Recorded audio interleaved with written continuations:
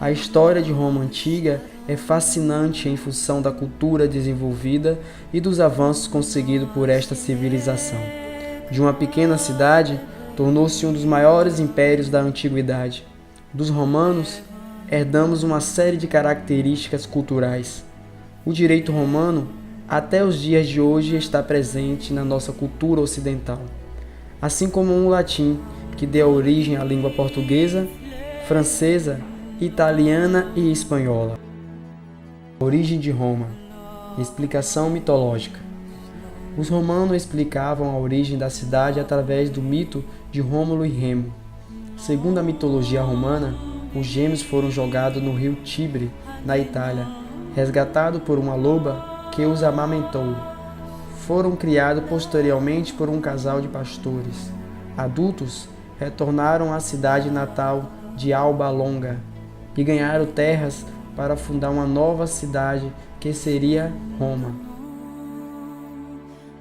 De acordo com historiadores, a fundação de Roma resulta na mistura de 3 povos que foram habitar na região da Península Itálica: gregos, etruscos e italiotas. Desenvolveram na região uma economia baseada na agricultura e nas atividades pastoreiras. A sociedade nesta época era formada por patrícios, nobres proprietários de terras, e plebeus, comerciantes, artesãos e pequenos proprietários. O sistema político era a monarquia, já que a cidade era governada por um rei de uma origem patrícia. A religião neste período era politeísta, adotando deuses semelhantes ao dos gregos, porém com nomes diferentes.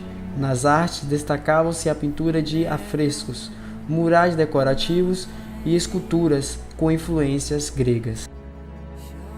Durante o período republicano, o Senado romano ganhou grande poder político. Os senadores, de origem patrícia, cuidavam das finanças públicas e da administração e da política externa. As atividades executivas eram exercidas pelos cônsules e pelos tribunos da plebe. A criação dos tribunos da plebe está ligada às lutas dos plebeus por uma maior participação política e melhores condições de vida. Em 1367 a.C., foi aprovada a Lei Licínia, que garantia a participação dos plebeus no consulado. 2 cônsules eram eleitos, um patrício e um plebeu. Esta lei também acabou com a escravidão por dívidas, válida somente para cidadãos romanos. A cultura romana foi influenciada pela cultura grega. Os balneários romanos espalharam-se pelas grandes cidades. Eram locais onde os senadores e membros da aristocracia romana iam para discutir a política e ampliar seus relacionamentos pessoais. A linguagem romana era o latim, que depois de um tempo espalhou-se pelos 4 cantos do império, dando a origem na Idade Média ao português, francês, italiano e espanhol. A mitologia romana representava formas de explicação da realidade que os romanos não conseguiam explicar de forma científica.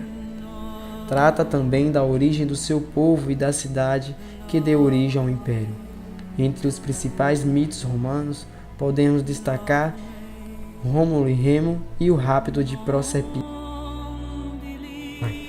Os romanos eram politeístas, ou seja, acreditavam em vários deuses. A grande parte dos deuses romanos foram retirados do panteão grego, porém os nomes originais foram mudados. Muitos deuses de regiões conquistadas também foram incorporados aos cultos romanos. Os deuses eram antropomórficos, ou seja, possuíam características, qualidades e defeitos de seres humanos. Além de seres representados de forma humana, além dos deuses principais, os romanos cultuavam também os deuses Lares e Penates. Esses deuses eram cultuados dentro das casas e protegiam a família. A Lei das 7 Tábuas, pela primeira vez, se encontrava um direito escrito. Surgiu de um conflito entre plebe e patriciado. Ao estudar as leis, pode-se perceber a disposição acerca das ações civis, ao direito de família e atividade do Estado para com os crimes. Antes da Lei das 12 Tábuas, O direito privado consistia do antigo direito civil romano, que se aplicava apenas aos cidadãos romanos. Estreitamente ligada à religião, possuíam características como o formalismo estrito, simbolismo e o conservadorismo. O direito romano assumiu elevada importância para o estudo devido ao seu valor normativo, a sua perfeição técnico-jurídica e o seu valor prático e histórico, e a sua utilidade para o direito comparado, por ser um produto histórico de nossa sociedade, sofreu diversas alterações no seu processo